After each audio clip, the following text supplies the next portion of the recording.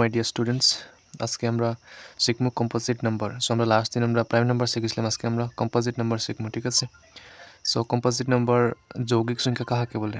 Composite number যার বাংলা হলে যৌগিক সংখ্যা, ঠিক আছে।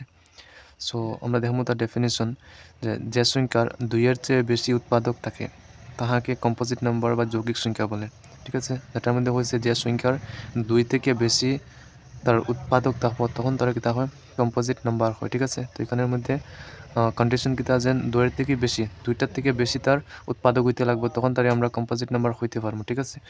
সো ফোরের উৎপাদক কয়টা হয়? 1 হয়, 2 হয়, 4 হয়, ঠিক আছে। 6-এর উৎপাদক কিতা 1 হয়, 3 হয়, 2 হয়, 6 হয়। নেক্সট 8-এর উৎপাদক 1 2 4 8, 9-এর উৎপাদক 1 3 9, এর উৎপাদক 1 5 2 10, ঠিক আছে। এখন ক্লিয়ার হয়েছে তো? তারপরে দেখো 1 থেকে 100 পর্যন্ত কতটি যৌগিক সংখ্যা আছে? তো আমরা জানি 1 থেকে 100 পর্যন্ত 74 74টা যৌগিক সংখ্যা আছে।